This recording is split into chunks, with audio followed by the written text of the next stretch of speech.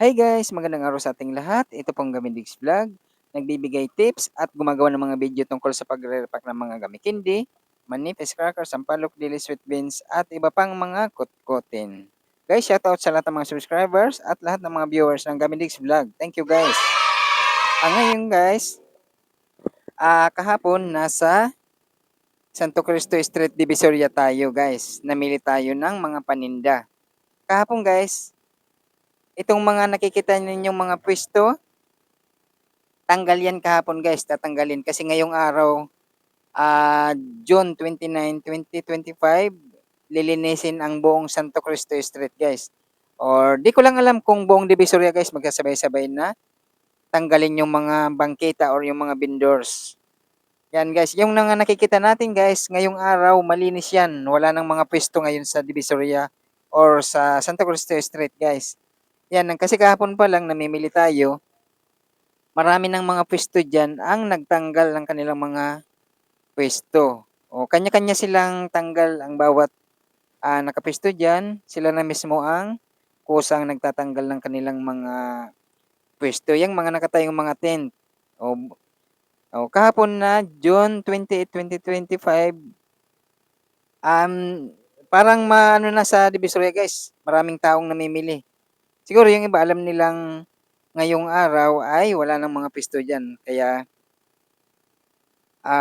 maraming namimili, maraming tao kahapon diyan sa Santo Cristo Street. Malamang sabay-sabay siguro 'yan na maglilinis ang Divisoria guys kasi pag-upo ni Yorme, siguro wala munang mga bangketa at saka lilinisin. Malamang ayusin na naman yung mga nakapwestong mga vendors diyan sa Divisoria. Kahapon 'yan, yung mga nakikita natin guys na mga pwesto na 'yan, 'yan.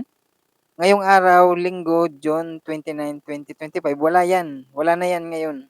Linis yan buong mga lahat ng mga pwesto diyan. Ang matitira lang yung mga pwesto ng nasa mga building, yung mga pwesto sa building ng mga tindahan. Yan ang tuloy lang sila ng titinda nila. Yung lilinisin lang yung mga bangkita. Yan, yung mga nakaharang sa kalsada. Yan, lahat yan, ng mga paninda, walang matitira dyan. Ngayong araw, Linggo, malamang anuhin yan, lilinisan siguro dyan. Or bubusan ng mga tubig para maging malinis. Ayan ang kahapon ang mga nagtanong-tanong ako kung bakit mga nagbabaklas sila ng mga pwesto kasi lahat daw diyan kailangan linisin muna. Tanggalin lahat ng mga pwesto, yung mga tent na yan. Para siguro pag upo ni Yorme, malinis ang mga barangay diyan or yung buong Divisoria. Ayan guys, yan oh. Marami kahapon na namimili diyan mga tao. Ngayon nandiyan pa rin naman ang mga pwesto, yung mga kagaya yung mga pwesto na yan nasa mga building na yan. Okay lang yan, tuloy-tuloy lang sila. Yung lilinisin lang, yung nasa mga bangketa, yung nasa mga kalsada ng mga pwesto, yung mga tent, yun ang mga tatanggalin. Kahapon, kusang kanya-kanyang tanggal na. Kasi mga paninda nila, ililigpit nila, at saka yung mga nakatayong mga bakal, kanya-kanyang ligpit sila. Madali lang naman tanggalin yun mga nagpakakabit-kabit. Yan yung mga pwesto dito sa loob ng building yan. Yan sila, tuloy-tuloy lang yan sila. Yan yung mga pwesto na yan. Pero yung nasa mga bangkita lang nasa kalsada, yun ang lilinisin or tatanggalin. Siguro makakabalik din yan sila. Malamang lilimitahan na yung space nila sa gilid ng kalsada. Mas yung daanan ng mga sasakyan ang prioridad. Yan. Okay din, ang prioridad din naman ng mga naghahanap buhay. Kaso, para balanse ang kalye, para hindi nagta-traffic, yung daanan ng mga sasakyan ang mas luluwag-luwagan. Yan. Itong mga nasa kaliwang banda guys, parte na sila ng mga vendors. Kaya yan, pangtatanggalin na yan.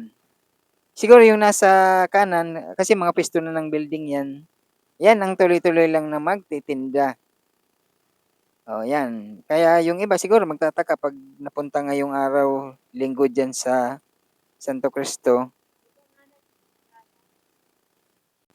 Kaya maswerte nga tayo kahapon guys na pagpunta namin kahapong Sabado, maswertehan na nakapamili kami kasi kung hindi kami nakapamili kahapon, malamang Lunes o itong Linggo, baka hindi pa mag-o-open yung ibang mga puwesto do'n kasi siyempre wala silang mapagdi-displehan. Bawal kasing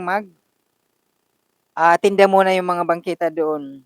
O namimili tayo guys yung mga ganitong mga paninda natin, yung mga gami-kindi, yung mga mani, mga lahat ng mga kutkuting guys, do'n sa bangketa kasi mas mura do'n ang mga paninda. Kaya do'n tayo namimili. Puwede din naman do'n sa mga puwesto na nasa mga building, pero mas mura yung nasa bangketa guys. Do'n kasi meron tayong puwesto do'n na binibilhan ko ng mga kotkotin yung nasa katabi ng Metrobank, doon mas mura do'n ang mga, paninda nilang mga kotkotin kaya kaya lagi tayo do'n namimili ng mga 'yan yung mga puwesto guys, 'yan, yung nakikita niyo sa video. Lahat 'yan ngayong araw na Linggo, wala na 'yan diyan, tatanggalin 'yan kasi lilinisin 'yan yung kalye na 'yan. Kailangan wala munang, mga nagtitinda diyan. Pagpasok ng bagong mayor kailangan linis ang buong Divisoria at bibigyan naman sila ng siguro pagbalik ng ano, ayusin lang yung mga pisto, babalik din sila diyan sa mga ano, ito guys 'yan kaya siguro yung mga pupunta ngayon guys itong pisto na 'to dito tayo namimili ng mga paninda natin guys, ito 'yan katabi lang 'to ng Metrobank dito sa Santa Cruz Street, Divisoria, Manila. Pagbaba niyo ng jeep diyan sa recto, lakad lang kayo ng, konti papasok ng Santa Cruz Street. Nasa bandang kanan 'to yung nasa ano mismo, tabi ng Metrobank 'yan, nasa may pinto ng Metrobank. 'Yan yung puwesto na 'yan, 'yan gusto mo sako-sako, 'yan makakabili ka ng mga or bagbag mga nakabag o nakakarton ng mga gamis o kahit ano diyan guys. Mas maganda kasi diyan, bodega price sila at saka, marami sila pinakamura ditong mga paninda. 'Yan kung mag-order lang kayo diyan kung gaano karaming inyong gustong bibilhin, mabibigyan kayo diyan.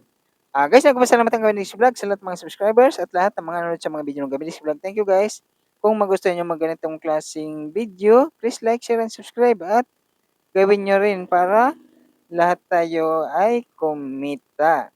Ito guys ang nasa Divisoria tayo. Thank you guys. Bye.